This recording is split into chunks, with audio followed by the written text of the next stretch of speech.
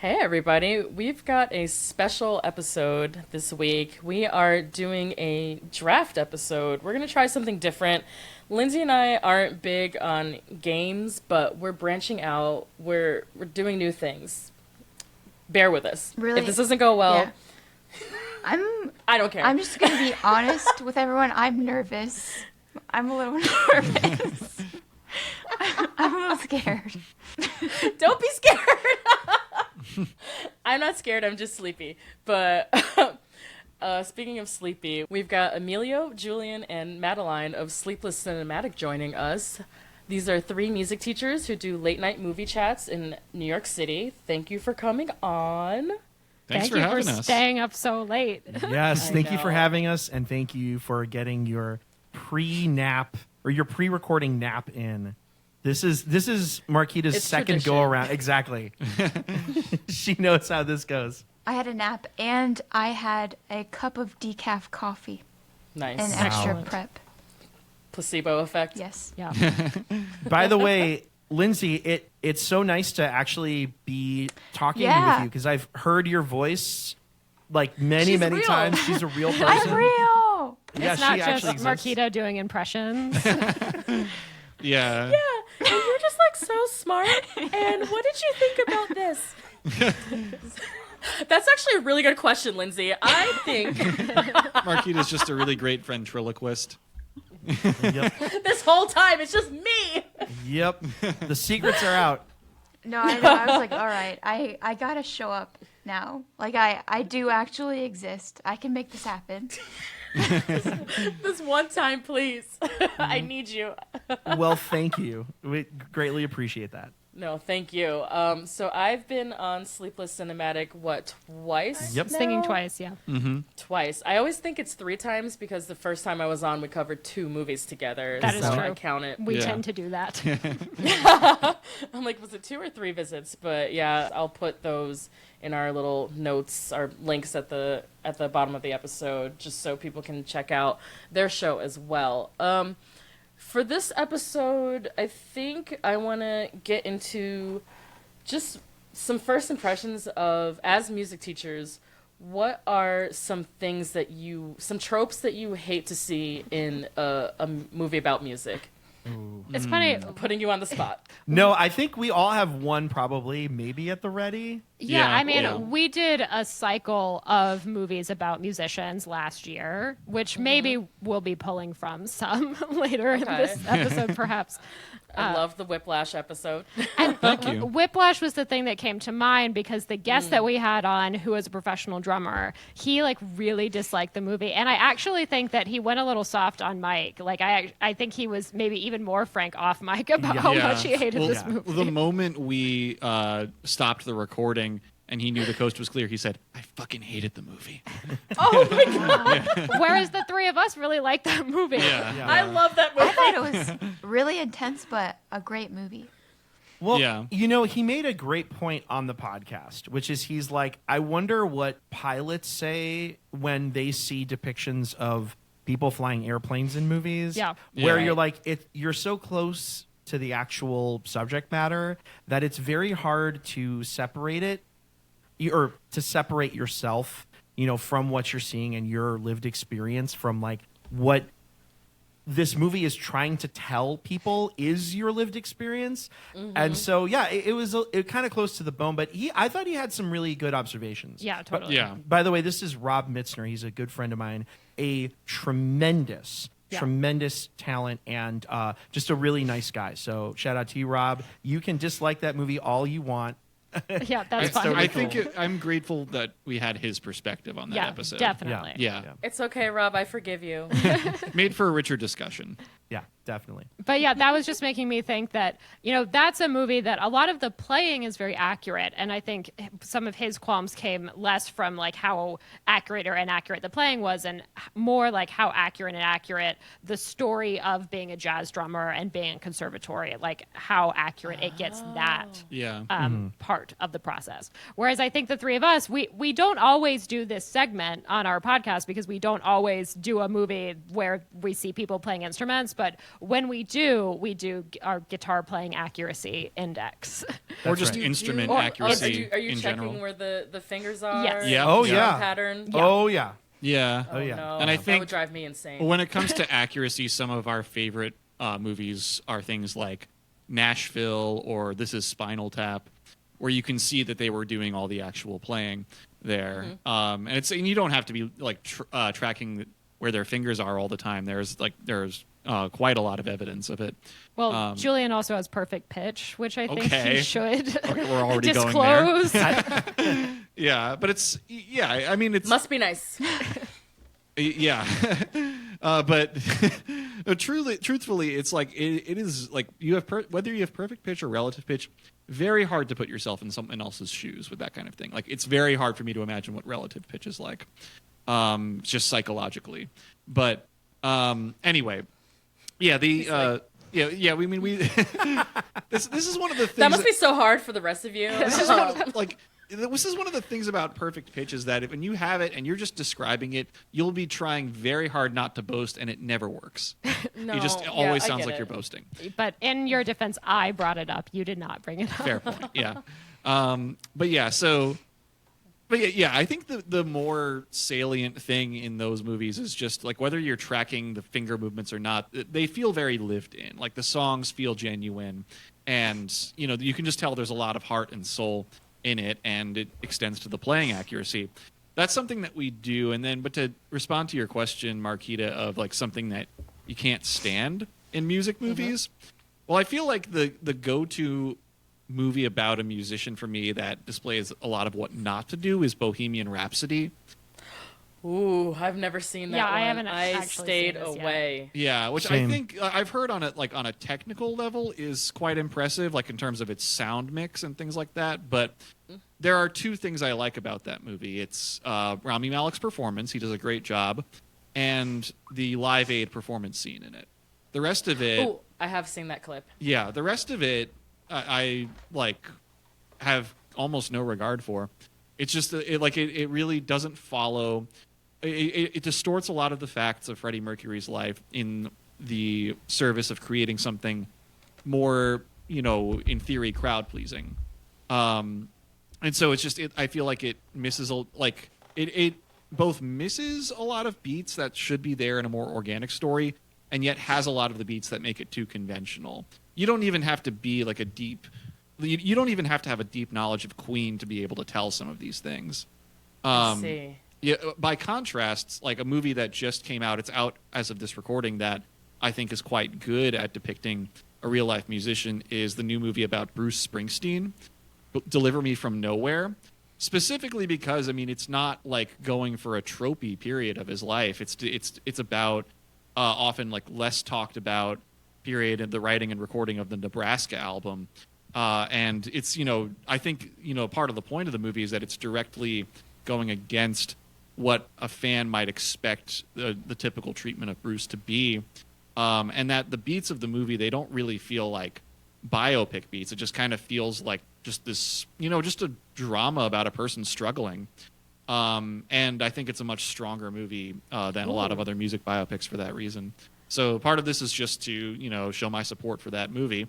But also, that movie, I think, does a better job of displaying what I can appreciate in a music movie, which is, at the core, just a genuine human story. I see. Yeah. Lindsay, have you seen Bohemian Rhapsody? I feel No. like that'd be up your alley. I have not I'm seen it. surprised. Yeah, no. I have an allergy to Rami Malek, unfortunately. Actually, He kind creeps of, me I do out. too. So that's probably why I haven't seen it. He Interesting. creeps me Yeah. out. Not an actor He I've heard has that those about. eyes. Yeah. It's the eyes, and it's the weird thing he's always doing with his mouth. Yeah. Okay, So, I like- understand it. I don't know. This is... I think That was good. By the way, listeners, Marquita just did an imitation of the inimitable thing that Rami Malek does. There you go. The 2 for 2. All right. this thing. Yes! There we go. Yeah. But I can't take it. it I kind of can't. fits his character in Oppenheimer, though. Yeah. Yeah. Oh my gosh, Little- that's right. He was little- in that. Yeah. But then in Yo, Bohemian remember how Rhapsody, hard he's we wearing laughed at fake that? teeth, right? Yeah, he was So- wearing fake teeth. So Huge maybe teeth. that minimizes it. Yeah. I don't know. I I mean, haven't seen it. maybe the fake teeth is what puts some other people off. My understanding of Bohemian Rhapsody is that it was a movie that was kind of it had to pass the approval of the remaining members Of a bunch of And people, yes. exactly, and I think that there was a real desire to spread the love. I think I've not seen the movie, but really depict the band in a way that yes, propped up Freddie Mercury, but also gave a lot of respect and portrayed the other members of the band as being kind of equals in many ways. That's what I've heard. And I know that in the marketing and publicity of the movie, they were very, very present. And I think part of it was that I think the film kind of tried, Like, the filmmakers controlling. really tried to be like, we want everybody on board. We want this to be like a Queen love fest. And maybe not to the service of the film. But I'm with you, Marquita. Like, I have a real allergy, as you put it, to music biopics. Like I'm actually kind of surprised, Julian, that you saw the Bruce Springsteen film. Yeah. There's a narrative to that maybe I'll get into at another time. see. But Okay. yeah. I don't even think it's out here yet. I think it'll be here soon, though. Got it. New York, you always get everything first. We do. Yeah, thank you for reminding us. It's other places don't quite have it as lucky as we do. I don't no. plan to see it. Like I felt Same. similarly to Emilio, where I'm glad that you enjoyed it, and I probably will watch it once it's streaming from your recommendation. But like, I really have not had any anticipation for this movie at all. I think you'll like it more than you expect to. Okay. I'm a Jeremy Allen White fan, so I'll probably check it out. Yeah. What about you, Lindsay? Yeah, I do like him, but I'm on the same offense. I like biopics, but I would never seek one out. But I always like them once I watch them. Okay. Yeah, I think you're more receptive to them. I love hearing like a raw voice. That's fair. Yeah, but half the time they're lip syncing, and it's not them singing at all. Yeah, that would be the one thing I would put out there too. I feel like a lot of them are not. It lip syncing is a huge part of, the edifice. Although Jeremy Allen White did do his own singing for for this movie, and then like Timothée Chalamet did his own singing for A Complete Unknown. He had his own harmonica playing. and his guitar playing That is too. 100% accurate in that movie. Yeah. Wow. That's something I was truly impressed by watching A Complete Unknown. Tim, he nails it once again. No surprise there. That's Yeah. my boy. Let's see how his ping pong playing is Yeah. in a month or two. I can't wait for Marty Supreme. I'm so Yeah. fucking ready. I am. Same. I'm excited for that. I think that cannot makes wait for all that of us. movie. Yeah. Well, since we've gotten into some of the more recent music movies, do you have like a music movie origin story, or is that going to step on some future picks? If not, we can skip it. Music movie origin story. In reference to the podcast or just us personally? Personally, we do personal stories here, Julian. Yeah, we like to be deep. Yeah. No, we do it too. I'm just making sure. Well, Yeah. one that I'm not going to pick, and I wouldn't consider this a music movie primarily, but I really loved as a kid the Lizzie McGuire movie, and Oh, that's a good one. That's a great one. And there is obviously the big concert, and that is the pivotal moment of that movie. So if I'm thinking like as far back as I can go, and like a live music in a movie, I'm like Lizzie McGuire movie. Excellent choice. I have only seen pieces of that. I think I'm a little older. So mine is Sister Act. Sister Yeah. Act 2. Yo! specifically. Yeah. There we go. That You know what's that up. would be mine. Yeah. That would be mine too. Thank you. All right. Oh my god. I watch that movie every goddamn day. Yo, Yeah. me too. Both of them. I loved both Yep. of them. Yeah. I'm a huge Sister Act stan. That was one of my favorite movies as a kid. Word for word, bar for bar. Oh, We had the soundtrack. We used to put it on all the time. You know, that had the like So jealous. the version of like My Guy, but My God. Oh, my sister and I like knew every word. I'm so jealous right now. We did not have the soundtrack, but we did have. I think we owned 2 on VHS. Yeah. So, Yeah. oh, That's just the a one with constant growing up. Lauryn Hill and Yes. yeah. Totally. That movie is a 10 out of 10 Totally. every time. Same here. Now that I've had a little more time to think about your question, okay, so my music movie origin story, it's kind of 2 bullet points here, and one of them is this is less about the movie, more about the music, but it's from a movie, and that's that when I was a little kid, one movie that was released when I was a toddler was "Oh Brother, Where Art Thou?" And my parents had the soundtrack, and I wasn't old enough to see the movie yet, but they would play the soundtrack all the time, which is a great country music collection curated by T-Bone Burnett. And so Amazing soundtrack. it's beautiful. And so I knew that like, pretty much beat for beat before I had ever seen the movie. So then when I did finally get to see it, which fun fact is also the first Coen Brothers movie I ever saw, I was 10. And I think me too. Yeah, same. yeah, that's I think a pretty common entry point for them. I think it might have been mine as well, to be honest. Wow. Yeah. Look at us. Yeah. But that when I finally saw it at age 10, I knew all the songs already, and so then to connect them to the story, I mean, it really made it a fascinating experience, like knowing one side of it and like being completely fresh to the other. But then the other bullet point in my music movie awakening, this is a story I told on the podcast on our podcast before in the episode when we covered this movie, but that within a year of me beginning to play guitar, I started playing when I was 11 and I saw this movie when I was 12. My parents knew because of just how deeply I had gotten immersed in music at that point that I was ready to be awakened with This Is Spinal Tap. And I mean my full story about it is in our episode, and it has a few details to it, but the essence of it is that the movie, I think the first thing I responded to is just how incredibly funny the movie is, but also just how evidently well it knows the world of music and the way that like the comedy mixes with the sincere passion of it, and it just hit a spot then, and it still does that I think no other movie does. Yeah, I love all the backstage humor to that movie. It was really eye-opening as a kid to see that and be like, that's what rock stars are really like? Oh, they're fucking losers. Yeah. But especially like the meta details of like the trio at the core of that movie, Christopher Guest, Harry Shearer, and Michael McKean, coming up, improvising a lot of what goes on there, and then it being more honest, a reflection of real life than they even realized they were creating.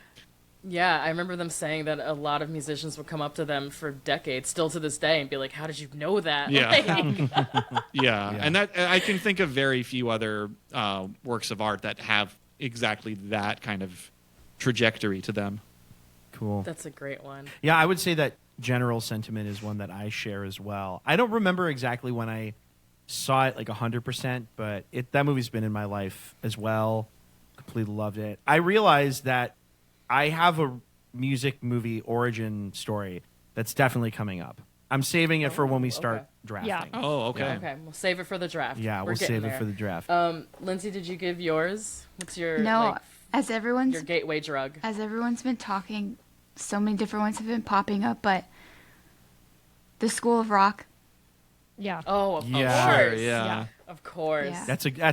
That is a movie that still warms my heart. Yeah. Yeah. Yeah. Yeah. The origin Really, really of hard to hate banger. it. my love for Jack Black, for Joan Cusack, Yeah. and just the vibe of it. Yeah. Yeah. The, what's it called? My sister and I literally wore that DVD out. She's the exact same age as Lindsay, so that's like a big School of Rock is very, very big for the 99 Yeah. 2000 babies. Yeah. We'll be constantly singing the song that Jack Black made up all the time. No, word by word. Well, the part of the movie that's just running through my head right now is I didn't get my allowance today, and now I'm really ticked off. It's a perfect movie, and it is a really good. I love seeing the generational kind of vastness of our players today, from Sister Act and Spinal Tap to School of Rock and Lizzie McGuire. We're covering about a 10-15 year span there. So Yeah, although I'm I definitely, am older than feeling my Julian, age right so the millennials and the middle Gen Zs are I am represented here. solid millennial. Do not associate me. I'm on the upper Madeline's end of Gen like, Z. I'm beating those allegations. You know, I'm born in '97. I'm on the upper end of Gen Z. Just saying. Okay. Yeah. Okay. So you're an elder Gen Z. Yeah.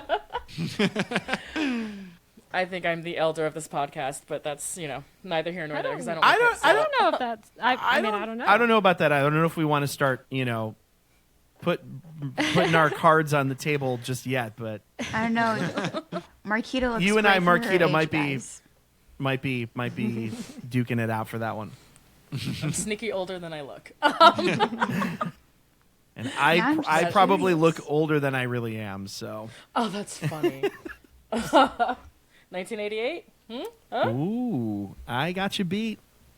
Oh, okay. Maybe I don't look as old as I am. You're like, actually, I I was look great. I'm like, we're either the same age or you're just younger. But Nope. okay, Nope. all right. See, Little older. Brown doesn't frown. There, I will. I'll take that. Warmly receive that.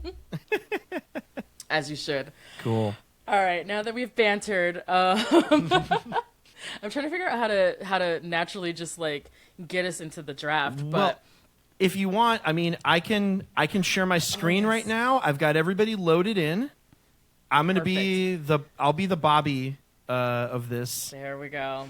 particular recording. So here I go. We're gonna pick a draft order for those of you who are unfamiliar with this game. We're gonna pick a draft order, and then once we've decided that, maybe we'll get into the rules of how we're going to draft our band, our characters, and then the pleasantries are over, because I'm out for blood at all times, and I'm incapable of losing, even though there's nothing to win or lose. It's a pride thing for me. I might get more competitive than will be evident as well. So All right. Does everybody see this here? There's no funny business. Uh-huh. Okay. Wonderful. Here we All go. above board. Generate draft order. Ooh. Oh my god! Lucky I'm you. number one? Wow, that's crazy. You guys are the bookends. We are the bookends. So, Marquita, you have the first pick. I, Emilio, have the second pick. Julian has the third pick. Madeline has the fourth pick. And Lindsay has the fifth pick. And my understanding is we're doing this snake draft style. So it's going to go Marquita, Emilio, Julian, Madeline, and Lindsay. And then Lindsay, you're going to turn around and actually get a second pick right after. And then Oh, we work our gosh. way backwards. So Madeline will follow course you, I and get then fifth. Julian. There we go. So you're picking. You're The picking. pressure's two on. Lindsay, Of so you gotta course. be. I'm you gotta just be in ready. the middle of You the gotta be I'm sandwich not the ready. whole time. And I'm just transcribing that all in the chat so we can. Yeah, I will forget that. I'm Yeah. I'm ordering something over here as well. So Okay. if anybody needs a refresher on anything, I've got it here too. Right. So while we're getting our logistics figured out, for our listeners who don't listen to any type of draft episode, we are going to be building a band. It's going to be a 6-piece band that we will be compiling out of movie musicians. So it'll be 5 standard members. That's, what is it? Guitar, drums, bass, keys, and a singer. And then 1 wild card pick. So that could be horns, it could be woodwinds, whatever you're feeling. If you're feeling saucy. I might be and feeling these are- saucy. Same. Oh boy. Oh no, I'm scared. And these are fictional musicians for movies. We will not be drafting any real life musicians from music biopics. That was our hard no, pretty much unanimously. We don't want to just have a band, a super group that's Freddie Mercury, Bruce Springsteen, Bob Dylan, what have you, etc., etc. We're not doing that. So we're putting together a band, lead singer, keys, guitar, bass, drums, and wild card. So that's the rules. We are doing fictional characters. Are you ready, Lindsay? You feel good? Don't be scared. It's okay. I'm just gonna get by. Do my best. Well, luckily, by the time it gets to you, you'll be able to see 4 other people do it. Do it first. That is very true. I need all the help I So- can get. Don't be nervous. I will also say, if I'm understanding correctly, we do not have to pick these musicians in any particular order. Like, we don't have to go guitarist first or drummer first. It is any of these positions in the band can be chosen at any point. Exactly. Yeah, it's up to you how you build the band. You just have to build it with those six pieces. So since I am first, I'm going to kick things off. I felt like when we were going through our list of characters we wanted to pick, I felt like we were a little thin on certain instruments. So I am going to be picking a bassist first. And I think I'm going to go with Johnny Simmons as young Neil from Scott Pilgrim. Ooh. Good choice. Sex ba-bomb. He was like the understudy, right? Yeah, but he was just like, he ended up being so good, and I don't know. I feel like bass is going to get thin quickly, and I don't want to be scrambling at the end. Yeah. So, Good Yeah. strategy. Scott Pilgrim representation. Oh, the other thing is, what are we doing? Is one person, once someone picks from one movie, it's not off the board, right? It's just I off think the board it's- for that person? That's how I was interpreting it. Because I yes. think we Okay. would wear down a lot of movies really quickly if it was That's off the Exactly. board I for was like, everyone. we're going to burn through a lot of Yeah. movies if no one else can pick from Scott Pilgrim. Right. I'm Right. assuming that's not what we agreed upon or how we're going to But I like that that's right? your Scott Pilgrim pick. Yeah. Yes. Just love that moment in the movie when it's like, you will no longer be young Neil. You are now Neil. Exactly. Yeah. I love an underdog. Cool. So that's my pick for round 1. Alrighty, that means that I am up. This is a little tricky. You know what? I am going to take your move here, and I'm going to choose a bassist.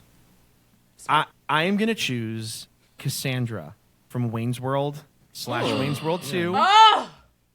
Intensities. I think she does her own singing too. And what I love is, yeah, she's bassist and vocalist. Brings a ton of wonderful energy. She's got a little bit of sex appeal too, like that never hurts. A little bit. Yeah, well, you know.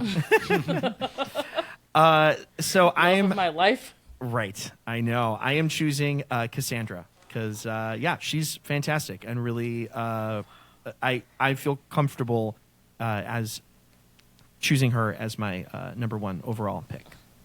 Damn, I've made a huge mistake. I told you I get competitive, so yeah.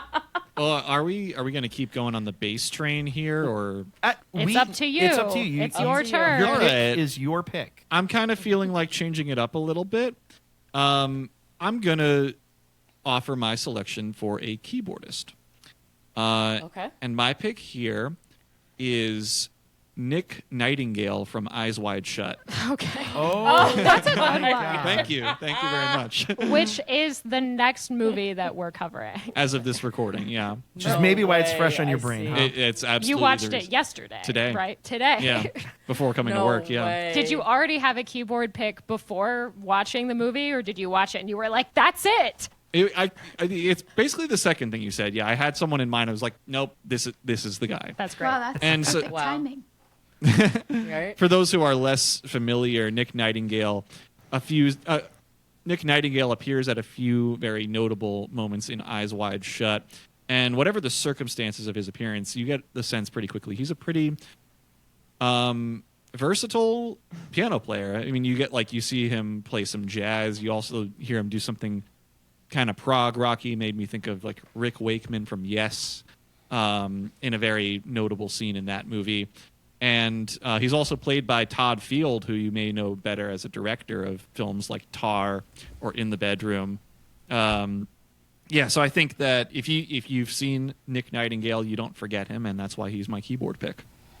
Good So choice. that's a great Thank you. pick.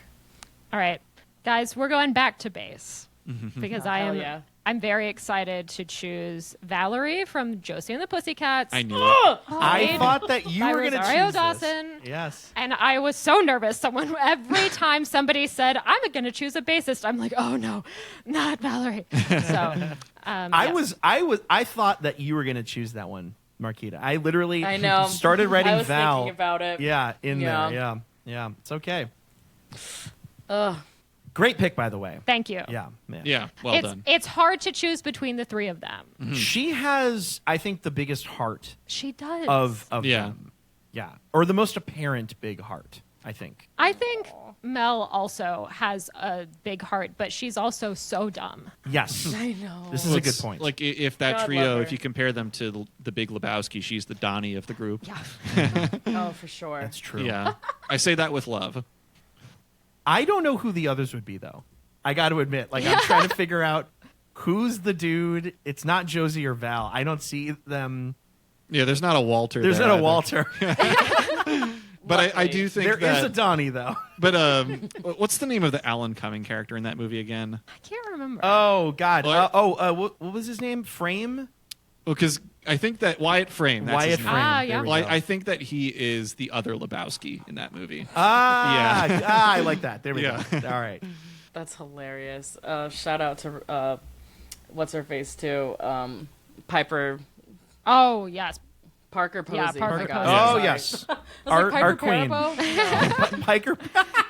Fun fact: like me and a few friends usually do a bar trivia night every week, and there was a question a few games ago where the answers were just two different actresses whose initials are both PP, and it was Parker Posey and Piper Parabo, and we were the only team that got them both. Nice. I swap them in my head all the time. But yeah. They're such different actresses. Yeah. Though. Like, if I we're being know. honest. Yeah. Imagine Parker Posey in Coyote Ugly though. Just think on that. Yeah. She would probably I think play she could do the it. Maria Bello character. She would be like the madam, wouldn't she? She'd have to be the God. madam, right? Incredible. Yeah. She could do anything she wants. Yeah, she really can. Lindsay, how about you? It's my turn? It's your turn. You It get is 2 your picks. turn. Oh God, I get 2. Okay. I'm gonna start with drummer because I Okay. would love to learn the drums. That would be so fun. But I'm going with what I know and what's safe and close to my heart, and that's John C. Reilly from Step Brothers. Oh, good choice. Dale Doback. Yeah, no Doback. That's my drummer. That's my girl. That shows you. Unwavering. I really have to rewatch that movie. Oh man, It's boats and hose. Boats so and we did hose. cover that episode, and we learned, or at least I learned so much about why that movie is so beautiful. Mm-hmm. And it's Yeah, that's one of our most popular episodes, Yeah. Step Brothers, of course. Of We're over here course. talking about, cinema, and if the people are like, boats and hoes. Yeah. The scene in that Prestige movie, worldwide, that- baby, all day. like the sequence in that movie that I really love is like the kind of the pair of when like they cry at the dinner table. And then John C. Reilly throws up, but then also the sleepwalking scene right afterward. Oh my god. I Outstanding, like 20 minutes there. Yeah. I think the scene that made me laugh the hardest in that was, I think it's right after the sleepwalking where they're going and then they open the oven and there's like the cushions in there.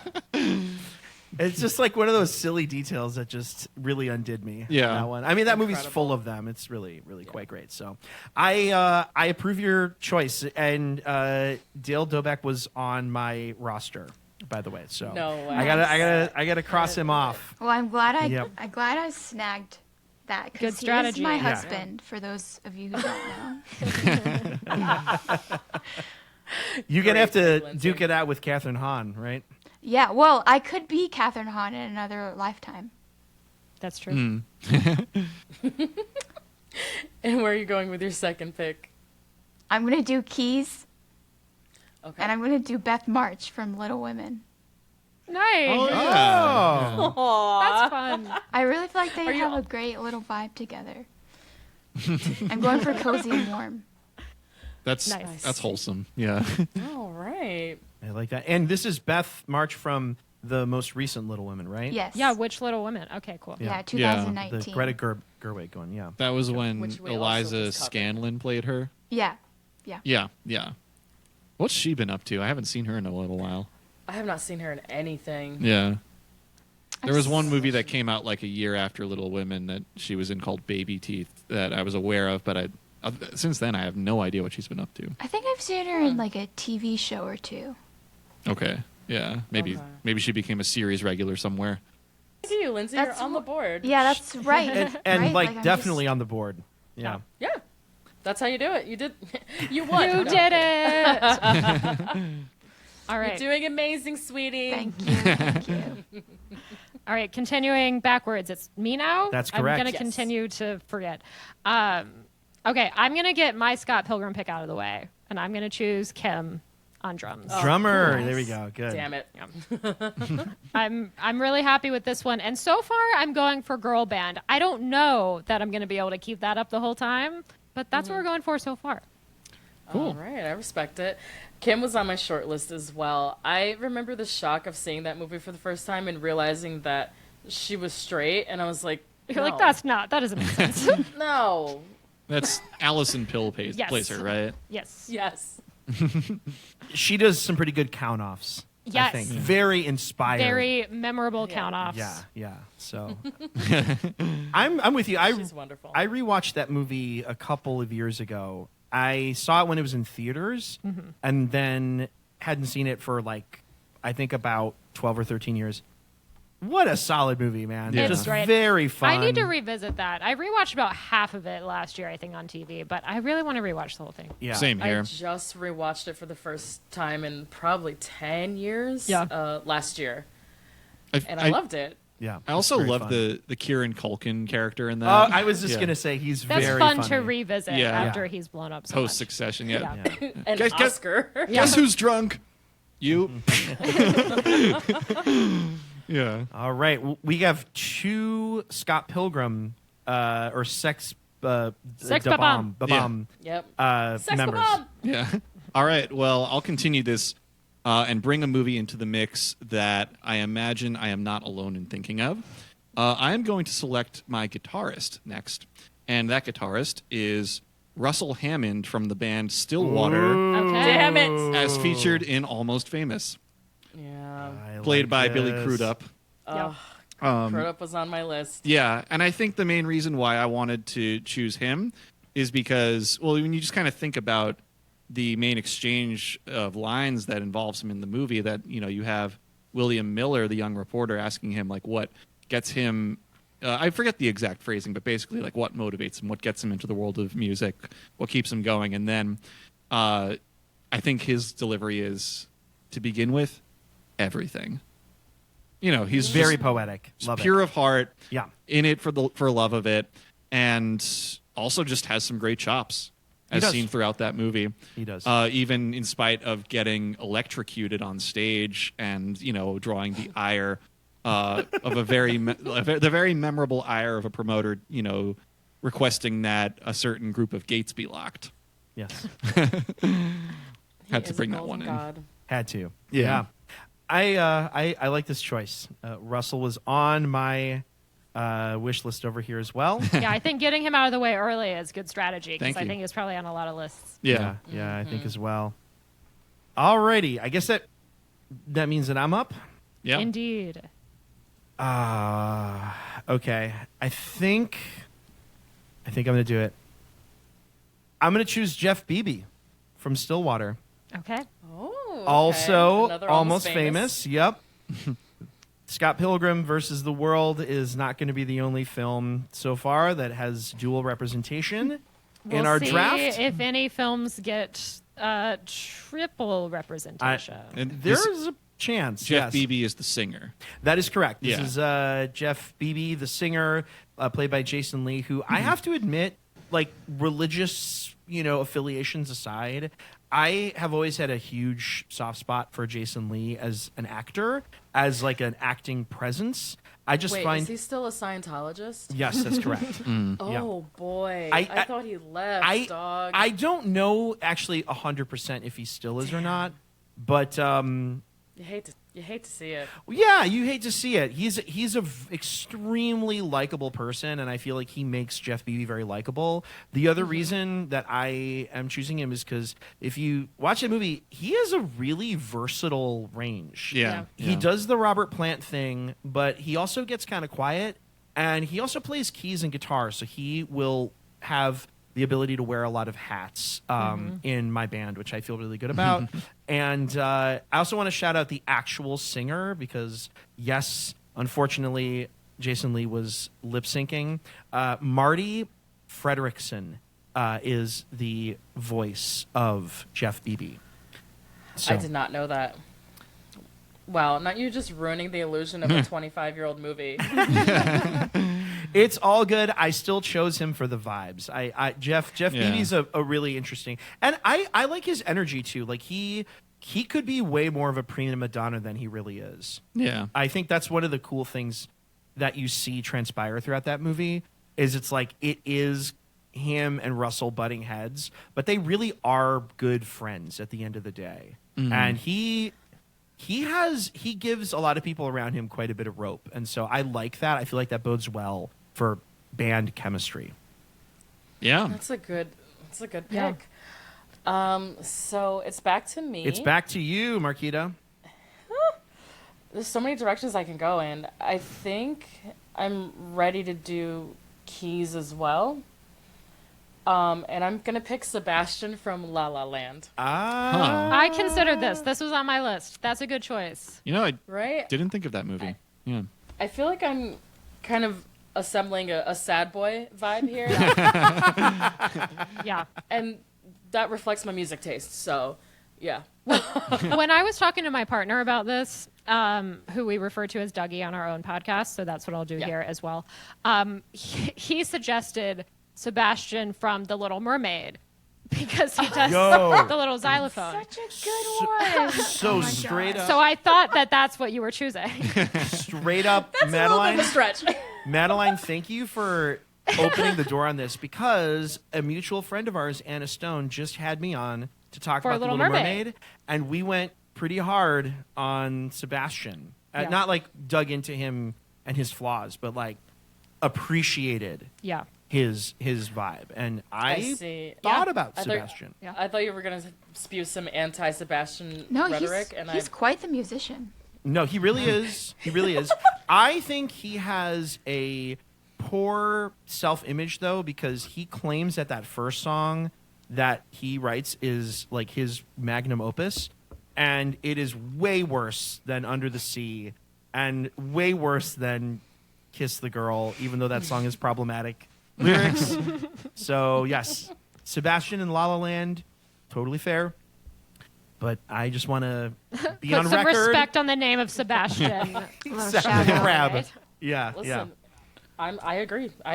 No argument here. yeah. All right, second pick, Marquita. Yeah. Okay, now that I got keys out of the way, I think I'm gonna go drums.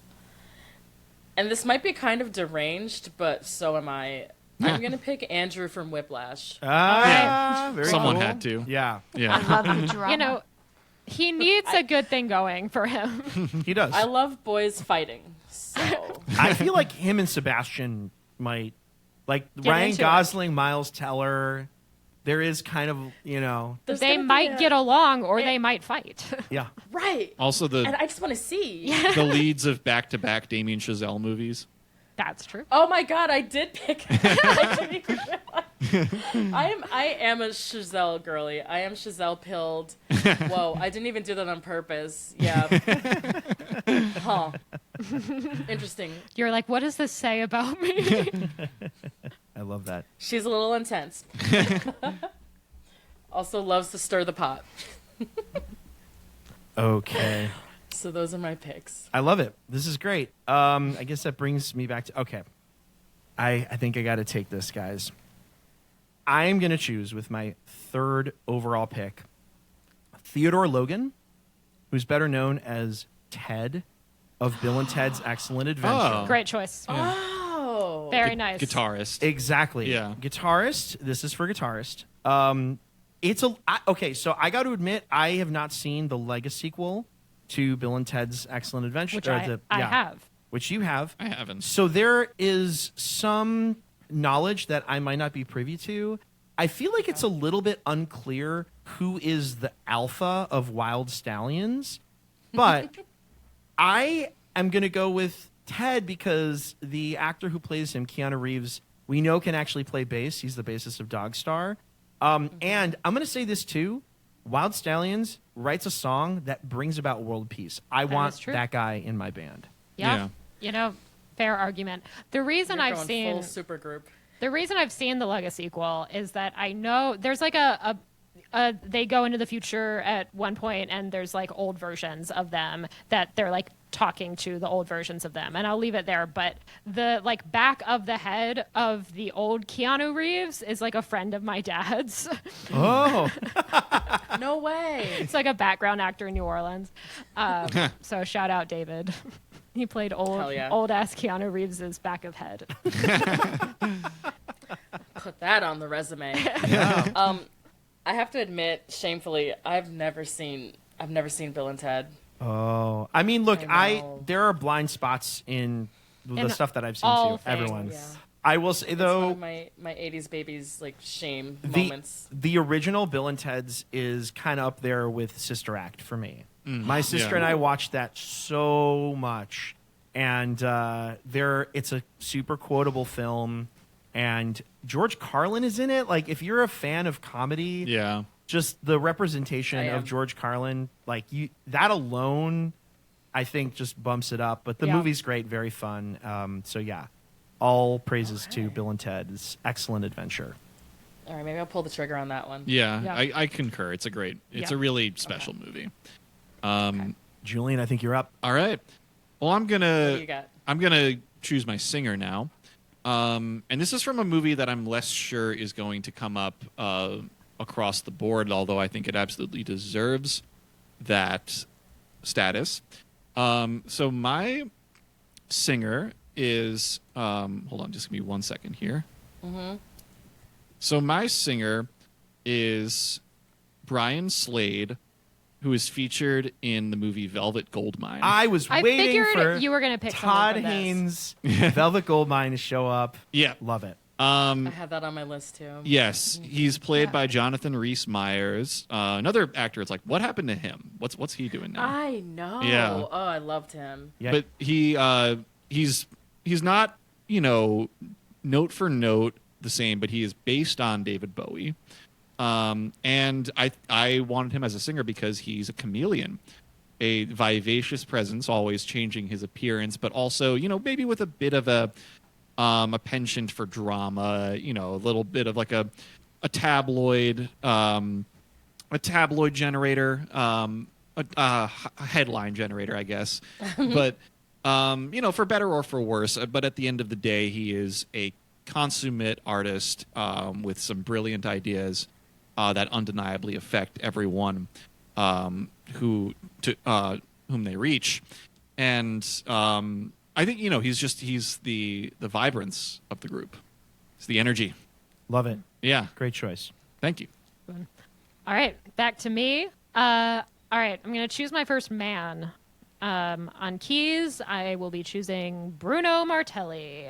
Oh, Fame. Yeah. From Great pick. 1980. Good one. Great Yeah. pick. Oh, that's very inspired. I For love those who have not seen Madeline. the 1980 Fame, Bruno Martelli is so cool because he's like experimenting with synths, and all the Love it. all the people at his music school, like all the professors, are like, we don't understand this crazy new music. Yeah. So I think that he will be able to really step up the rest of my band. I am I'm pretty jealous of this pick. I was This is a thinking good that one of Inspired. you would do it, which is why I wanted to go ahead and get This it out is- of the way. this is Although good. you already chose your key player, Julian. That's true. Although when we covered that movie, I think I identified him as the character I could relate to the most. Sure. Yeah, he Yeah. has some very relatable lines if you've devoted yourself in any way to music. Yeah. For sure. Not to mention, high school in New York City. That's Yeah. it. Yeah, oh, That, yeah. that as well. Fame is a very big touch point. Isn't that the high school that Timmy Chalamet went to? It became Yeah. it. It was yeah. We broke it down a bit in that episode. Speaking of my it- friend Tim, It evolved. Yeah. Yeah, the halls that would one day, well, not the literal halls, but the proverbial halls that would one day be graced with the chorus of Lil Timmy Tim. Yeah. you mean blessed? Yes, blessed by Yeah. statistics. Love it. Okay. Okay. Is that? I think Lindsay. I think you're up for Yeah. two.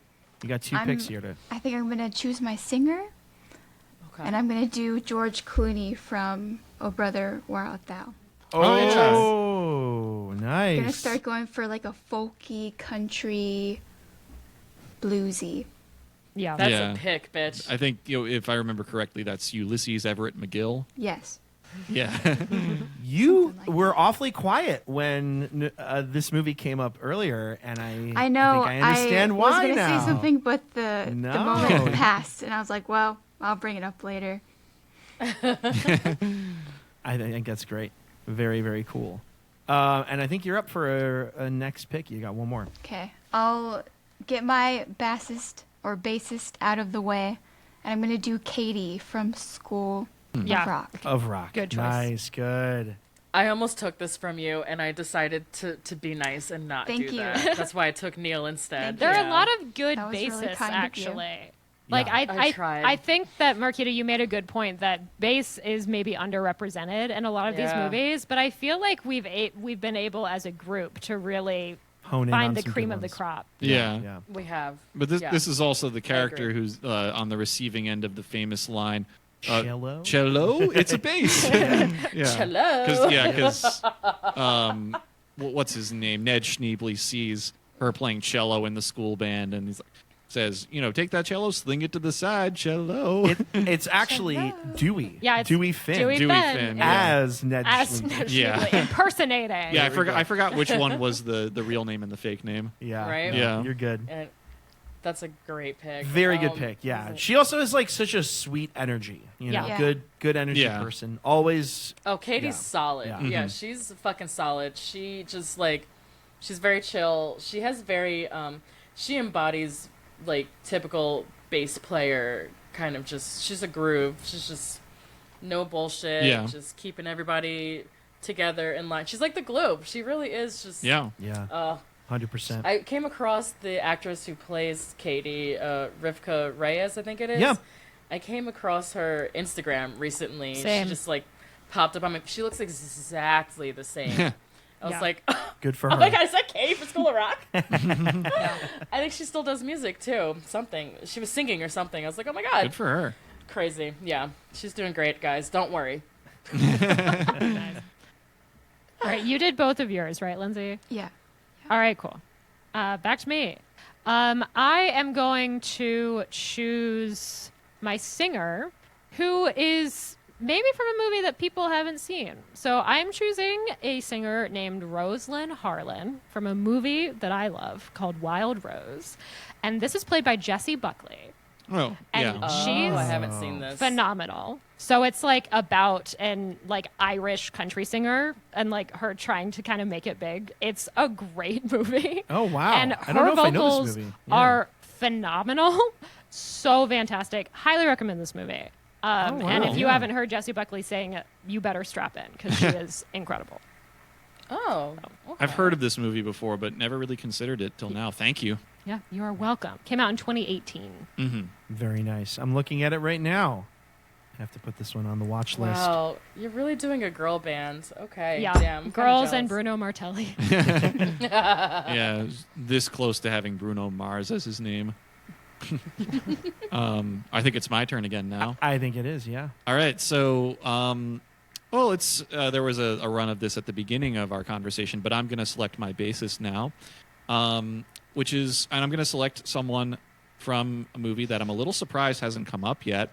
And well, Lindsay, I think one of your picks was, I think Marquita, you were saying that, it was Katie, right, from School of Rock.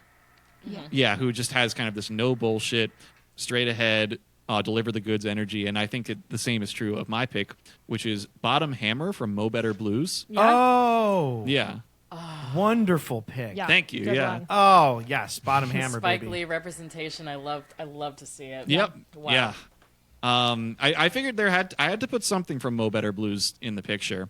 And what I like about Bottom Hammer, apart from just those sweet grooves, is that, when the egos get in the way of the band at times, particularly the egos of band leader Bleak Gilliam and then his saxophonist, whose name I'm forgetting at the moment. Shadow Henderson. Shadow Yes. Henderson, yeah. Yeah. That Bottom Hammer is often the one to kind of, redeliver some stability to the group, to start cracking some jokes and, just kind of bring the egos down and revive the energy. So that's part of why I think he'd be a good presence to have in a band. Also, just, got to give a little love to the upright bass here. Cello. Yeah. It's, slinging it from the side back up, right? There we go. Yep. Yeah, so Bottom Hammer. Shout out, by the way, to Bill Nunn. Yes, the actor who played him. Absolutely. And Yeah. I got to shout him out, too, because he's in Sister Act. Oh, yeah. He's the cop who helps get Whoopi Goldberg in witness protection. So And a lot of love to Bill Nunn. probably tonight. best known as Radio Raheem in That too. Do the Right Thing. That too. Yeah. Yes. Yeah. Very nice. Alrighty. God, this is a big pick for me right here coming up. Okay. I am looking at my band right now, and it is skewing pretty like big rock energy right now. And I am going to call upon somebody who I'm also surprised has not come up yet. Nothing from this film. And that is Viv Savage from Spinal Tap. This is Spinal Tap. It was only a matter of time. Wait, did you say drums? No, I said Oh. keys. Okay, yeah. Oh, actually, I don't know if I made a distinction yet. Yeah. But yes, Viv Savage is the keys player for this band. Also, I would say some Bottom Hammer energy. Sure, yeah. Kind of more of a glue person than somebody who sticks their ego into situations. Very, clearly a talented, important member of that group. Just would quickly like to shout out David Kaff, who is the actor who portrays him. Viv Savage, great, maybe unsung member of that group. Yeah. I think we remarked in our Spinal Tap 2 episode just recently that David Kaff recently passed away, too. That's So, true. Yeah. Long live David Kaff. Marquita, I think it's you. Sorry, I was kissing my cat. Important. No Order of apologies business. necessary for cat kissing. But first, head kisses. Oh. Yeah, she's very sleepy. She's acting up. I thought I heard her meow. She did. Right in the middle of Emilio's monologue, she started squeaking. I was like, shut up. Yeah, she's like, Ah. oh, I don't want to do it. Yeah, you're going to mock my cat again on air, Lindsay? Yeah. Yeah, it's not the right time. She's always making fun of Maxine. Well, she has the funniest meow. It's like just a little peep. She sounds like a squeak toy. Like just a really like It's I like had a cat like that once. Yeah. yeah. it's like That's what she sounds like. It's hilarious. Okay, so it's back to me. I'm glad to have this pick. I need to get some girls in the mix, and I want some more drama. So for my singer, I'm picking Allie from A Star Is Born. Okay. Oh. There we go. I like it. Yeah. The drama. Which version? Bring in Gaga. Gaga. Oh yeah. I feel like she'd Yeah. have some good chemistry too with Ryan Gosling and Miles Teller. I don't know why. I think so. Yeah. There's something there, right? Yeah, I think so. Yeah. Yeah. Yeah, I was. There's this little Bradley Cooper, Damien Chazelle kind of intensity, but could actually be very, very good, like dynamic. I'm on the fence, but I'm gonna throw Allie in there and see how she works with these dramatic ass men. I think throwing Allie into this mix could either go really poorly or really amazingly. So I'm willing to just throw them all together and see what happens. And I think right now, I kind of have a little bit of, I feel like I kind of have like a jazzy-ish kind of Fleetwood Mac thing going on. Sure. I didn't mean necessarily to do that, but it's feeling a little Fleetwood. But I also want more girls in the band. Yeah. So There's a big one that's still probably out there. So okay. Oh no. I would Now say you're there's a putting big me one on out the there. spot. Knowing, Like who? knowing, Just tell me. knowing our proclivities, I feel like there's a big one out there. I'm trying to see if anybody. There's room for this person to be chosen. By the way, Oh, I think I know who you're talking Yeah. about. it's all good though. I'm not sure yet. No, it's all good. I think I know who you're talking about. But I don't know. Let's just see. We'll see if it shows up.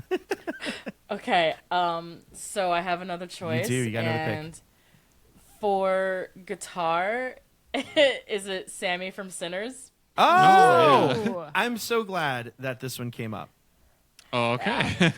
Yeah, so getting it bluesy now. Yes. Yes. Yeah. Getting Yeah. a real mix of styles here. I like this. Mhm. Yeah. Yeah, I think they can gel though. I feel like I could work with this.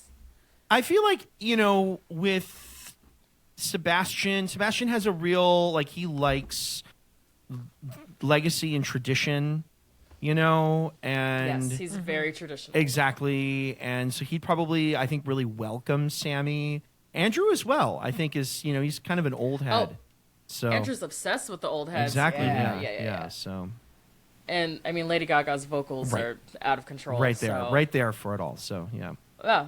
Yeah. Sammy Moore from Sinners. I like That's this my pick. pick. I Nice, really like nice. this pick. This is good. Thank you. Alrighty. All right, it's back to you. Emilio. Back to me. I have noticed, and I didn't mean to do this, but I'm putting together like a hair metal band right now. Kind of are. I think I have to keep this going. Okay. Quick tangent here.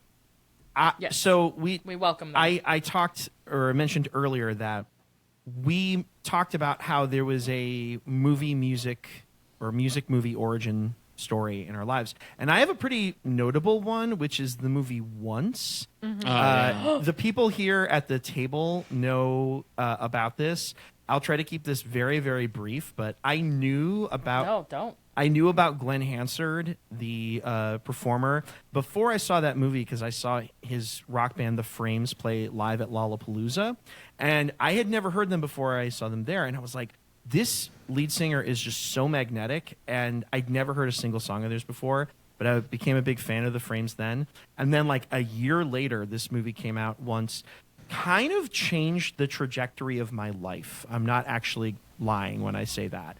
I was in film school at the time, and I was just about to Me start too. my second year. And I saw this movie, and it really changed a lot for me. And I'm not going to say it all here, but I actually, over the years, have a bit of a personal connection with Glenn Hansard. There was a big way. stretch of time where, I'm just going to say this. A friend of mine ran into him on the West Coast and mentioned, hey, I'm a friend of Emilio Tostado. And he said, I love that guy. He's so sweet and so nice. And I literally just about died. I'm like, that's it. I don't have to live another moment of life. Glenn Hansard knows my name and is singing my praises to somebody he's never known. Whoa. Yeah. How recently was that mentioned? That mention was maybe it's been a little while. It was probably about 8 years ago. Okay. Yeah. That's still Yeah. that's like fresh enough. Sure. Yeah. He's had a pretty long life recent, and though. career. He has. Yeah. But anyway, so that is probably the most formative one.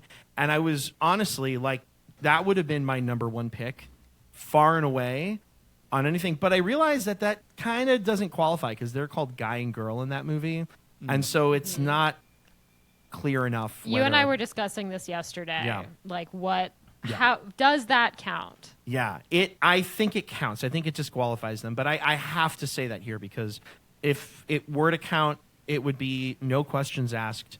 Glenn Hansard, #1 draft pick for movie musicians, like by a country mile. So shout out there.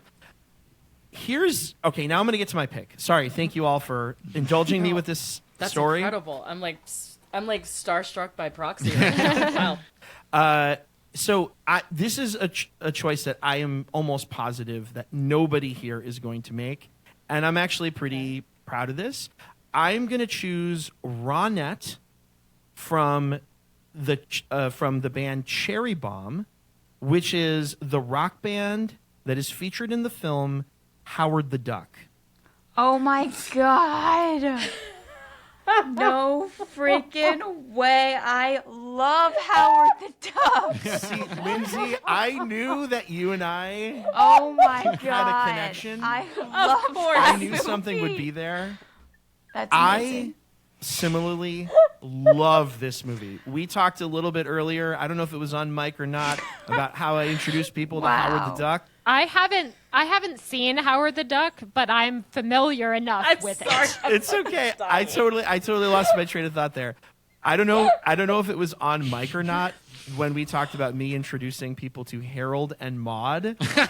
But I also introduced a lot of people to Howard the Duck because I absolutely love this movie. It is the best so bad it's good movie that I Yes. know. And The duality of man. it really is. Or duck. And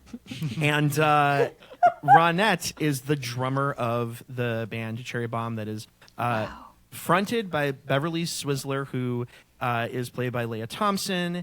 And she's the one who befriends Howard when he rescues her, employing quack foo to get a bunch of no good doers off of her after a gig. But this incredible. Ronette is played by Liz Sagel, I believe is her name.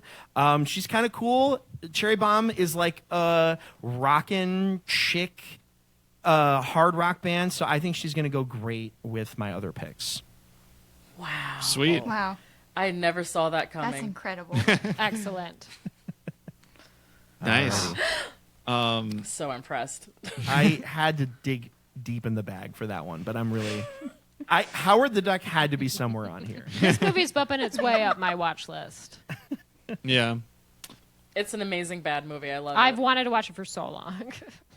Madeline, if you want, I've got it on DVD. I Let's fire it up. 100%.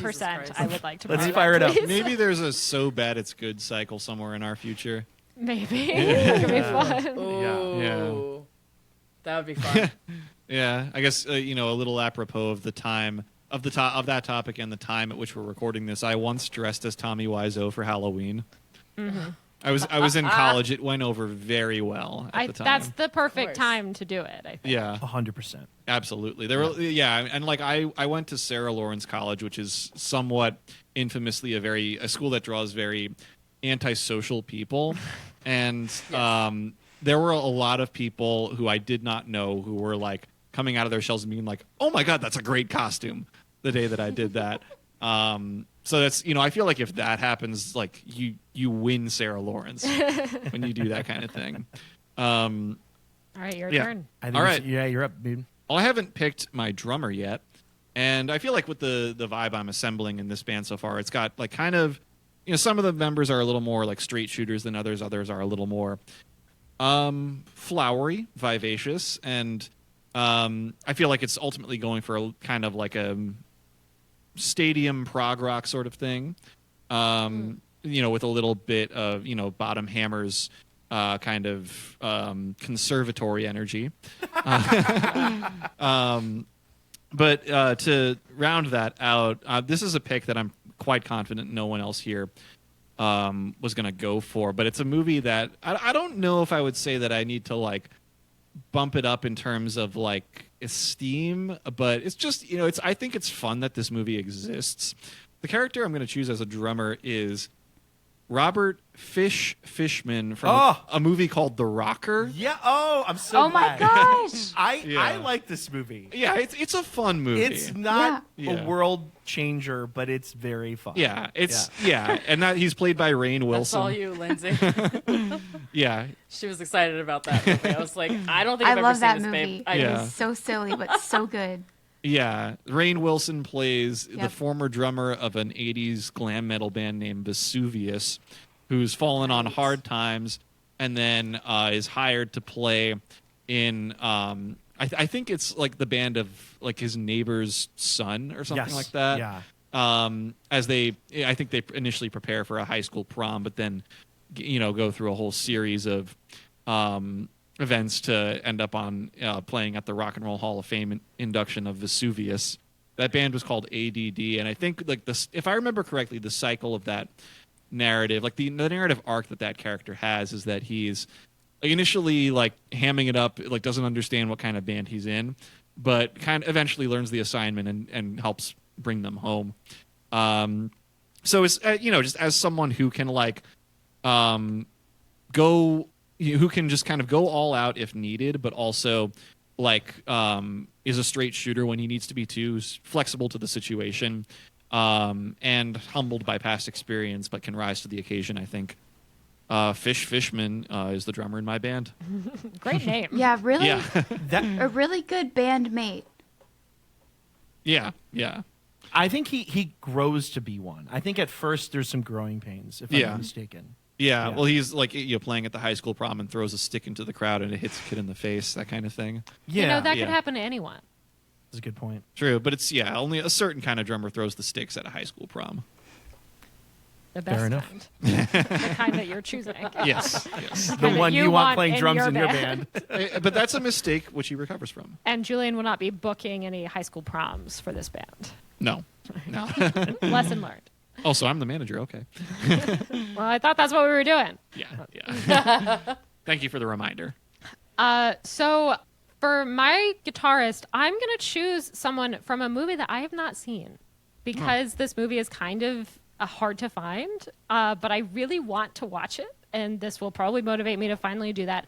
I am choosing a guitarist whose name is Kei Tachibana, who is from a movie called Linda, Linda, Linda. Oh. Which I've been I've really heard of wanting this. to watch. So this movie is a Japanese film about a group of teenagers who film a band to cover songs by the Japanese punk rock band the Blue Hearts. And I listened to this soundtrack some this week, and it rips. It's so good, and they're awesome. And I really think that this character. I don't know if I'm saying it correctly, Kei, played by an actor named Yu Kashi. I think that she has the exact energy that my girl band plus Bruno Martelli needs. Nice. Oh, that's so sick. Great. Yeah. Love it. Wow, you're going for some deep cuts. I like this. That movie had a 20th anniversary run at the IFC Center recently. Yeah, I but think this is the year. Maybe that's why it's ringing Yeah. some bells. I think it was coming up on my Instagram ads or Yeah. something, and I was like, I don't live there. Yeah. But I missed it, sadly. It looks so cool. Yeah. And there was like some poll quote in the trailer that said it's like one of the best Japanese films of the 21st century, which is very high praise. Yeah, and I mean the music, Yeah. the score is done by James Iha from the Smashing Pumpkins. Oh, yeah. Ooh, there we go. Whoa. So, yeah, even more reason for all of us, including Okay. myself, to check it Yeah. out. Yeah, I'm like off to the side looking on Letterboxd right now discreetly. I'm like, Yeah. Lind. I'm guessing that maybe that's the namesake of the Linda Lindas. I think so. Yeah. Yeah. Wonderful. I think Lindsay, you got two picks and then you're going to Then close you're out done. your band. Yeah. Yeah, then I'm done. Okay, for my guitarist, I'm gonna do Lindsay Lohan from Freaky Friday. Thank you. I definitely considered someone from Pink Slip. I'm glad that they're getting representation. Yeah. Yeah, it just hit me too. I was like going with, because I've got a good mix of girls and I Yeah. want more. And I've got like a good mix of somewhat kind older men. that he just let him shine. Yeah, I think this is a great choice. That fits your vibe, Lindsay. You went very like girly, kind of like sweetheart, and I'm out for blood. Yeah, I really thought I was gonna choose people that would create more drama, but I'm going soft. You are. And I guess my only band member left is the wild card. Wild card. I think most of us we are all Yeah. left doing it wild for card. last. Okay. Yeah. Wow. Did we? Wow, That's I didn't awesome. even plan that. That's crazy. Let me. I know I wanted to have someone from an animation, and Yeah. I'm gonna choose Yeah. Louis from Princess and the Frog. He plays the saxophone. Okay. He's the And crocodile, right? He's Or voiced the alligator. by Michael Leon Woolley. All right. Love it. Perfect. Great. Okay, Is- so that's your whole. Yeah, that's the band. whole band that's there. My band.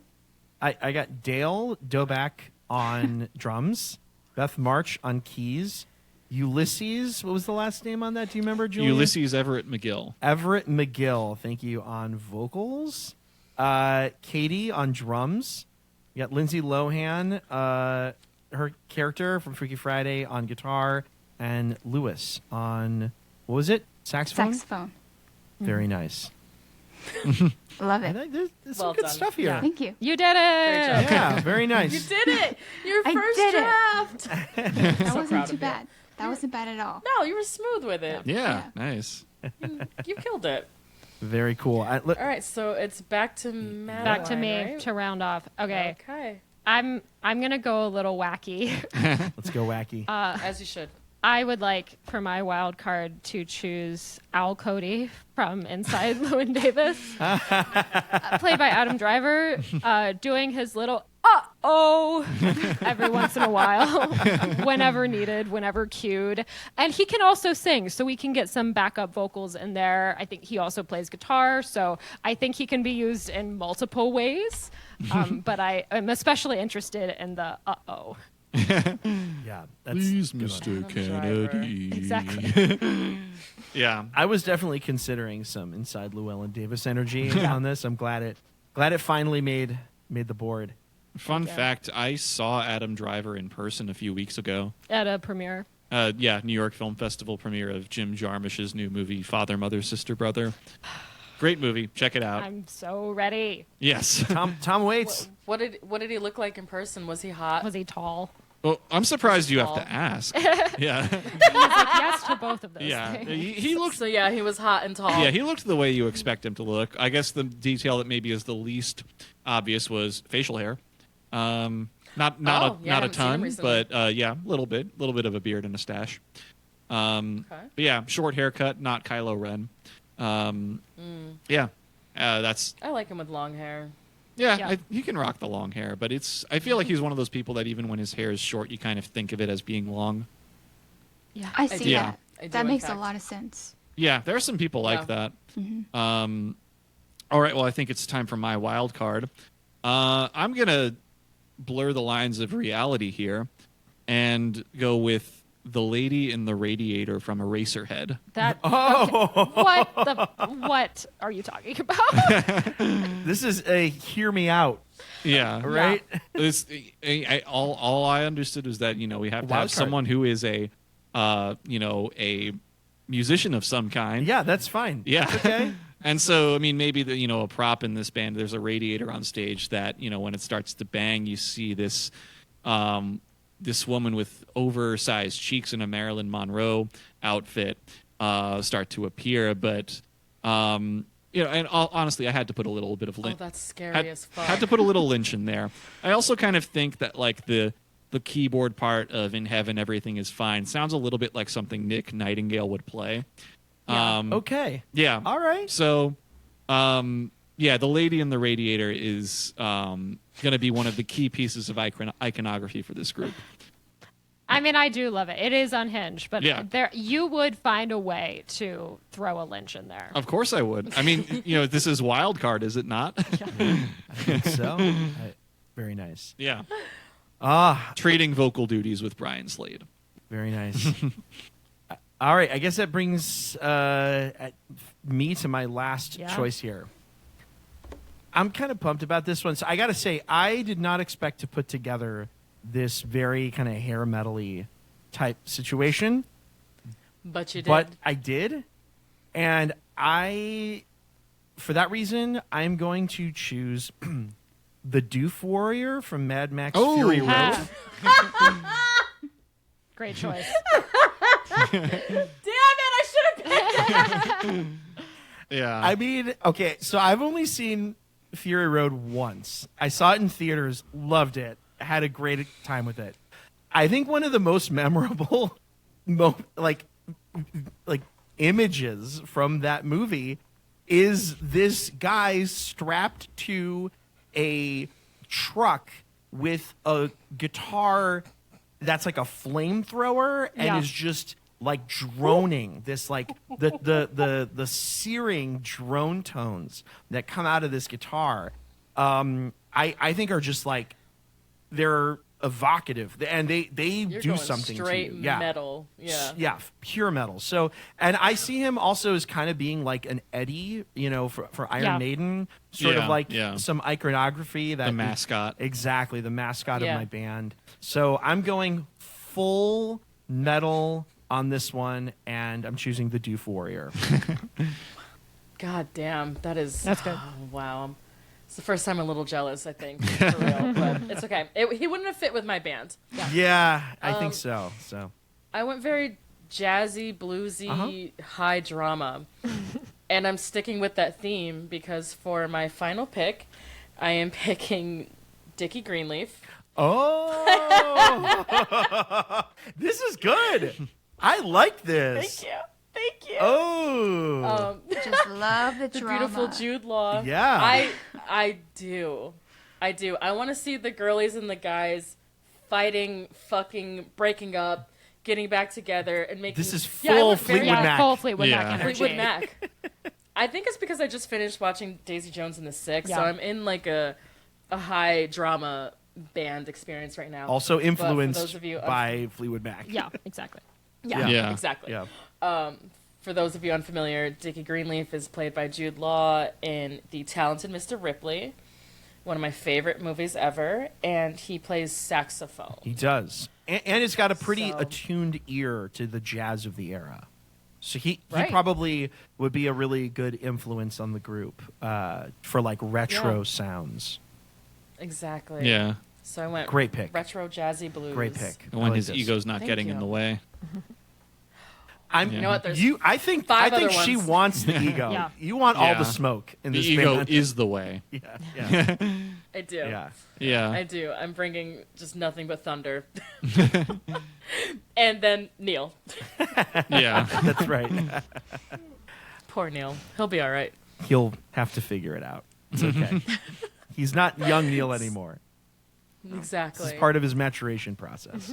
He's gonna get kicked to the curb, just like in his other band. Yeah. Oh, yeah. I was gonna say by the end of this band, he'll be Neil the Elder for sure. This will put years on his, take years off his life. Just like the real Neil Young. Good point. Good point. Yeah.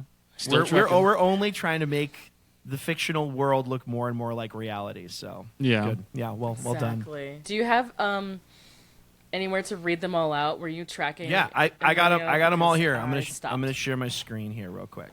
Beautiful. That's awesome. Thanks for doing that. Yeah. Thank Yeah, you. So much thank Oh for you. doing that. yeah, guys. Of course, this is my pleasure. So to sum up everybody's bands, I'll start. I have Young Neil on bass from Scott Pilgrim vs. the World. I have Sebastian from La La Land on keys. I have Andrew from Whiplash on drums. Just deranged. I have Ali from A Star Is Born, played by Lady Gaga, as the vocalist. I have Sammy Moore from Sinners on guitar. And then for my wild card, I have Dickie Greenleaf from The Talented Mr. Ripley playing sax. A lot of strong choices here. Totally. Yeah. Thank you. Absolutely. I guess I'll go next. I had the second overall pick in this draft, And on bass, I have Cassandra Wong from Wayne's World and Wayne's World 2. On vocals, I have Jeff Beebe from Stillwater, the band from Almost Famous. On guitar, I have Theodore Ted Logan from Bill and Ted's Excellent Adventure, bringing world peace with his music. On keys, I have Viv Savage from Spinal Tap. On drums, I have Ronette from Cherry Bomb, the band featured prominently in Howard the Duck. Represent. And for my wild card, our mascot, Long Live the Doof Warrior from Mad Max Fury Road. I'm going to just do the devil horns to that. All right, and for this... Hell yeah, brother. For my eclectic mix, I've got Nick Nightingale from Eyes Wide Shut on keyboards, Russell Hammond from Stillwater, yet again the band from Almost Famous, playing guitar, Brian Slade as featured in the film Velvet Goldmine, on vocals, and I mean, I don't remember there being a band name in that movie. It's just Brian Slade is the act. Then on the bass, we've got Bottom Hammer laying it down from Mo Better Blues, or I guess if you were going to credit the band from Bleak Gilliam's Jazz Quintet, the Bleak Gilliam Band, I assume. And then we have Robert Fishman from The Rocker on drums. The band credit is to ADD, formerly Vesuvius. And then, I guess throwing some interesting vibes into the mix, we have the lady in the radiator from Eraserhead providing some additional vocal duties. I think that is the wildest pick. What kind of music is your band making? Their own Right? kind. Yeah. Something that defies genre limitation. Honestly, I think a lot of stuff in like Lynch movies kind of defies genre limitations. So Okay. Fair. picture them at the Roadhouse in Twin Peaks. All right, that helps. Thank you. Yeah. Is this a group of musicians that Badalamenti would approve of, you think? Oh, totally. I think Yeah. so. Yeah, Yeah. absolutely. Then I think you've succeeded, Julian. Thank you. Yeah. I like to think anyway. All right, my turn. All right, so for bass, I have Valerie from Josie and the Pussycats. On drums, I have Kim from Sex Bob-omb in Scott Pilgrim vs. the World. On keys, I have Bruno Martelli from 1980s Fame. On vocals, I have Rosalind Harland from Wild Rose. On guitar, I have Kei Tashibana from Linda Linda Linda. And winding us off with some uh-ohs, I have Al Cody from Inside Llewyn Davis. Thank Sweet. you. Also some really inspired.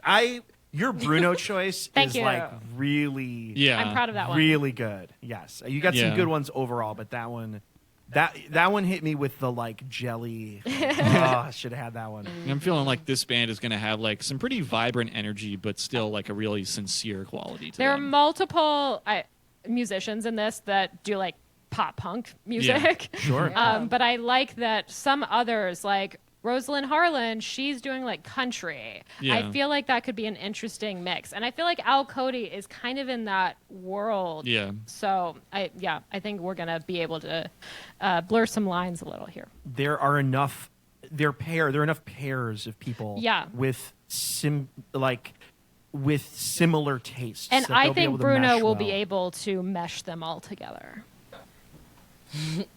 And what about you, Lindsay? In my band, we've got Doback on drums. Dale Doback. On keys, I've got Beth March from Little Women. My singer is Ulysses Everett McGill.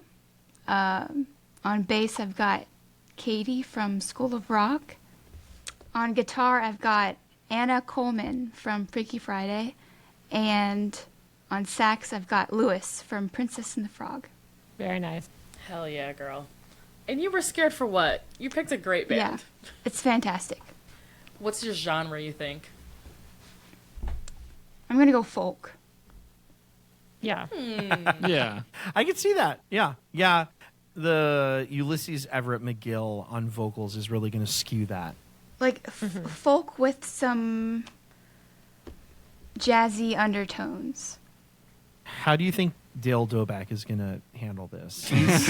I think he's gonna want to like get some wind chimes going, I'm down for that. some roto toms.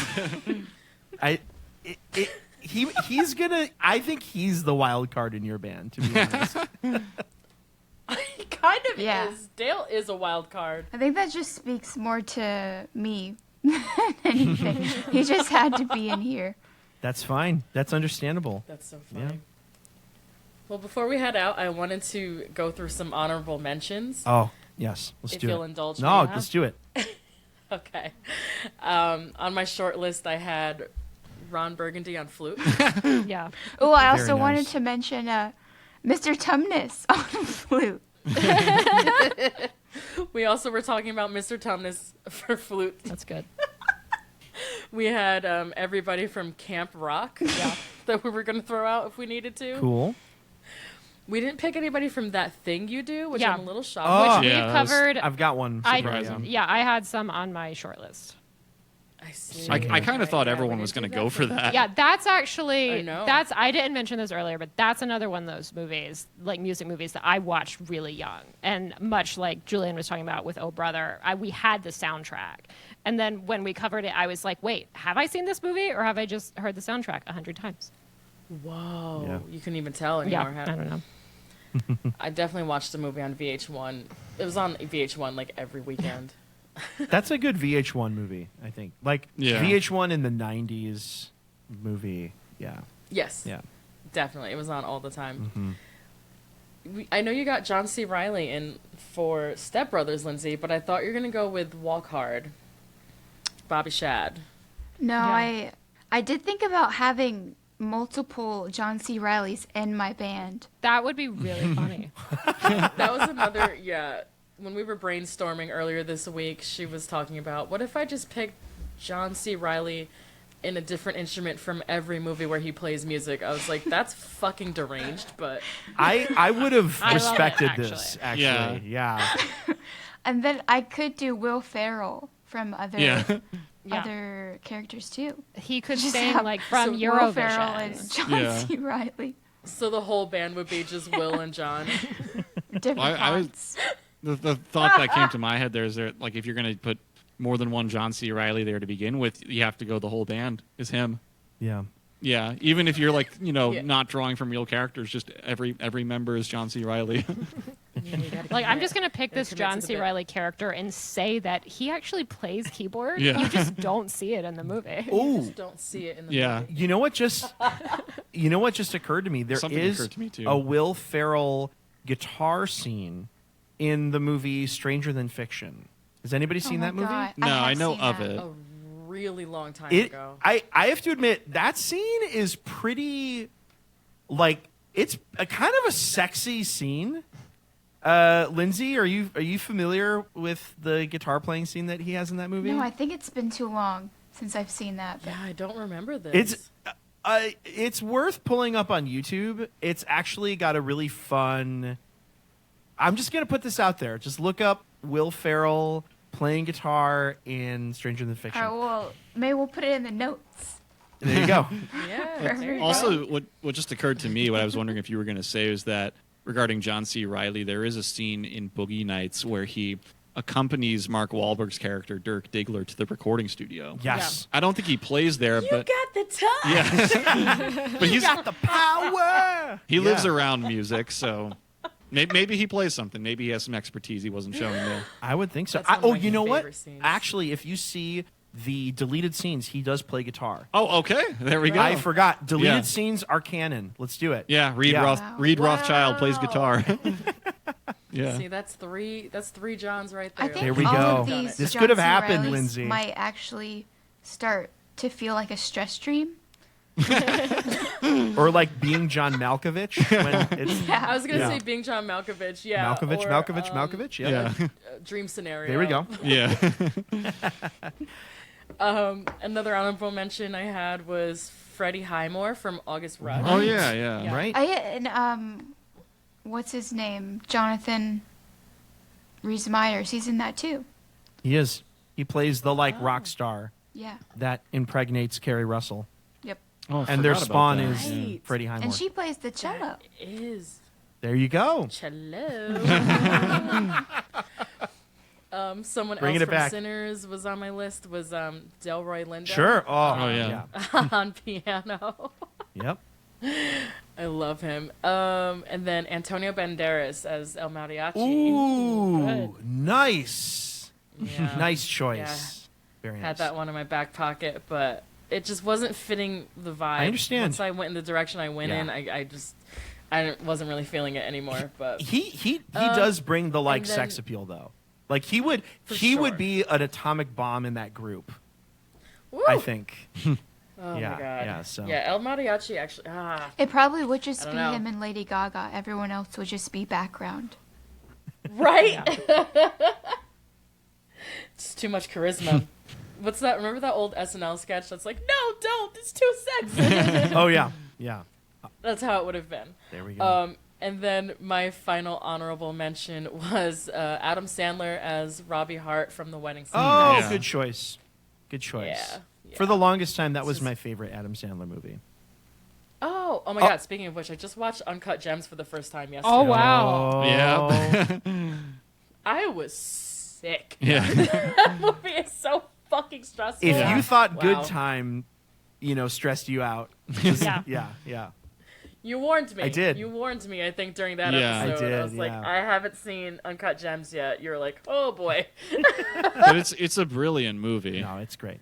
It's amazing. It's amazing. It made me miss New York a little bit. Yeah. Yeah, for sure. Let's see. I have some honorable mentions too that I'll put out there. Yeah. Um, What do you got?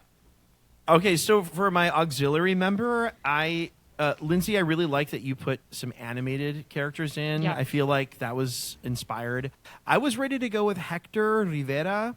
He is the great grandfather of Miguel in Coco. He is the one that apparently left his family only to, spoiler alert for Coco, have been offed by his musical partner Ernesto de la Cruz, who went on to achieve legendary status as a Mexican bard and folk hero. But Hector was the brains of that operation, and he wrote all those really famous songs.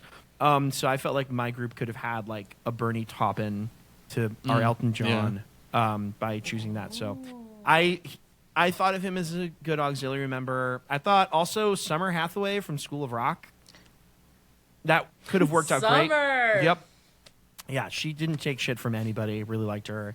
I feel like I it's love Miranda Cosgrove. yeah. I feel like it's important to bring up Animal Yeah. from the Muppets. Like this was I am a little too much of a musician to choose A Animal Muppet? for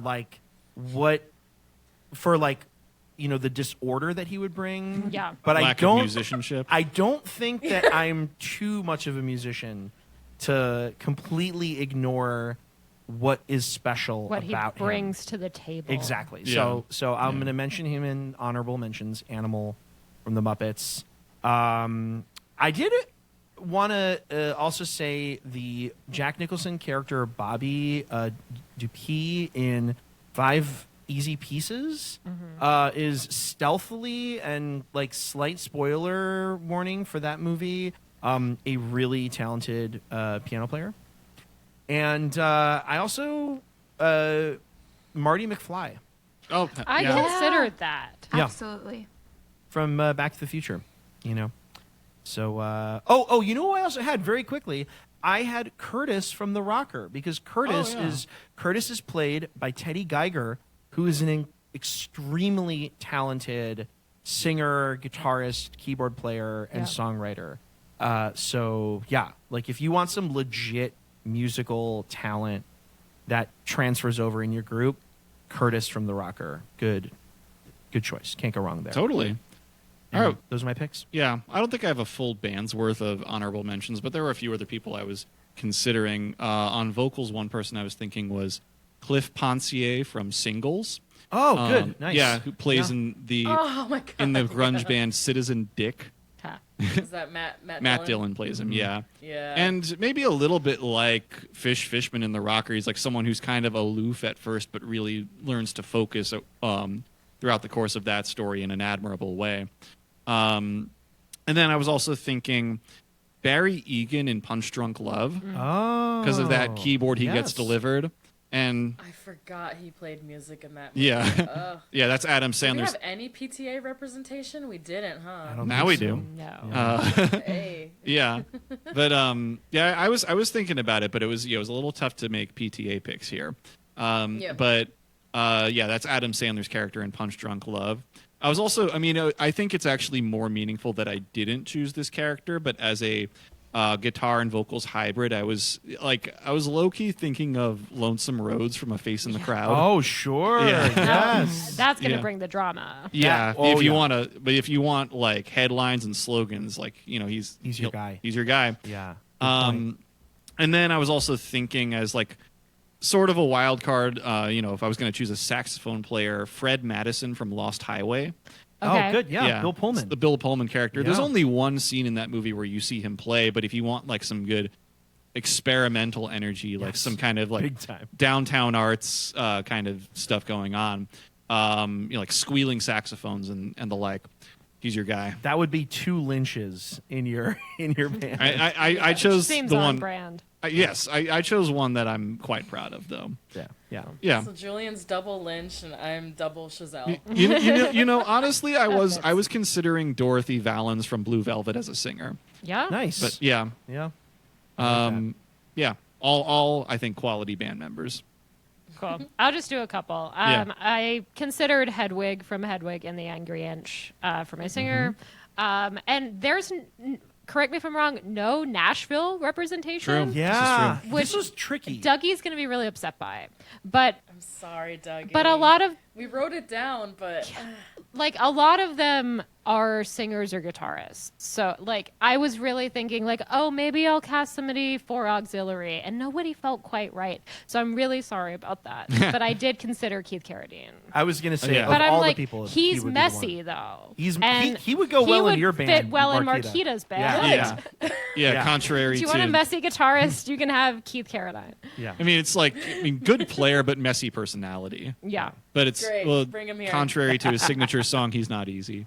that's true. No, Honestly- he's not. This brings another one to mind. I honestly was considering for keys and just kind of general like jack of all trades member. I was thinking of I think it's Frog from that movie. Yeah. Yes. The Or session. Pig? What was it? What was it? Oh, Frog. Yes, Frog. Yeah, and Sorry. Haven Hamilton says, "When I ask for pig, you get me pig." Yes. But yeah, the one who Haven Hamilton kicks out of the session at the beginning of the movie, in spite of the fact that he's a quality player. Yeah. Yeah, so that's what I was thinking. Yeah, that's good. And I, much like Emilio was talking about with Once, I was very back and forth on whether or not the Monkees qualify. Oh, Right. Yeah. And if Valerie had been taken, I was going to make an argument for the Monkees so I could have Peter Tork. yeah. I think that would have. I probably would have let that fly because they were a fake band before. They That was became going to a be my real- argument, is that they were a fake band first before they became a real band. Oh, the Monkees. Ooh, Yeah. I didn't even go in that direction. Yeah, that's What could have I would've been, let that fly, Madeline. probably. So where can our listeners who aren't currently following you, where can we keep up with y'all? We are anywhere that podcasts can be streamed and listened to. The name of our podcast is the Sleepless Cinematic Podcast. And You can also follow us on Instagram and TikTok This is very and true. such at Sleepless Cinematic Pod. Yeah. Uh-huh. Individually, Madeline and I are both on Letterboxd. You can follow me at Julian_Barthold. That's my handle. I'm a patroness of cats. And they're a great follow on Letterboxd. Thank you. I follow them both. Thank you. We follow you back. Or at least I do. I assume you do. Aww. I'm so inconsistent. I really need to get better about that on Letterboxd. But thank you. Yeah. This It's has the been best app on. so fun. Yeah. Yeah. It's been a lot of fun. Oh, thank you guys so much for coming on. I was very nervous this wasn't going to work, but it totally worked. Yeah. Yeah. And I actually had fun. Yeah. Good. Same here. Likewise, yeah. Yeah. See, Lindsay, it's not so bad. Yeah, I don't know what I was worried about. I think I didn't know how the game was going to work, so I was like panicking. But Yeah, no. That fifth pick was actually perfect, so you could like get a whole round to just like feel the vibe, but you nailed it. So yeah, I think that's it for us. Thank you once again to Sleepless Cinematic for staying up late with us and playing games. Follow us on Letterboxd, TikTok, YouTube, Instagram, and I'm always forgetting one. What's the one? TikTok, Instagram, YouTube, and Letterboxd. Okay, I think I got them all. And that's Post Film Clarity Pod. On Letterboxd, we are just Post Film Clarity, all one word. There's a character count on Letterboxd. I don't know if you knew that. That's how we found it. Bummer. Yeah. It's the one handle we couldn't get to match everything else. Really boxing you in. Huh. Oh, I know. And you can email us at postfilmclaritypod@gmail.com. We got to have you back on soon. Is there anything you want to plug? I don't know when this is going to air, so I know it's kind of hard to plug. Yeah. Let's say December-ish. Sure. So we're probably in the middle of our holiday cycle. We are in the middle of our holiday cycle. So December-ish, you're probably going to have a chance to listen to us talk about Eyes Wide Shut. Yeah, Referenced I think in this very episode. That's Yes, true. Yes, If- saliently. If you have listened to us a little bit in any way, shape, or form, you'll probably really enjoy our Criterion Share episode. A little while ago, we all got each other a Criterion DVD. Of like a movie the other hadn't seen. The other hadn't seen. Oh, you did a movie swap. We did a movie Yeah. swap, and so we're going to talk about that and probably just have a fun chat about a low-stakes chat involving those movies and just kind of the general state of Sleepless Cinematic.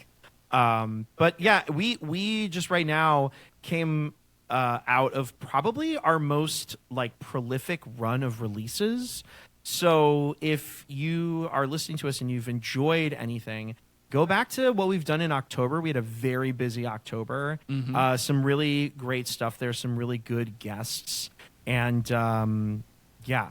Yeah, and also coming up to the release of this episode, we'll have recently released episodes on the new Paul Thomas Anderson, One Battle After Another, in addition to, going with this theme of unorthodox holiday movies, Black Christmas, also Steven Spielberg's Hook. Yeah. And coming up, releasing on Christmas Eve is Tangerine. Yes. Sean Baker's Tangerine. Oh, okay. Yeah. Yeah, we had you on Wow. to talk Anora in the past, Marquita, so I was going to say, we're going back to the Sean Baker well. we're still baking. I like that. Oh, that was good. Thank you. You were swift for this time of night. That's crazy.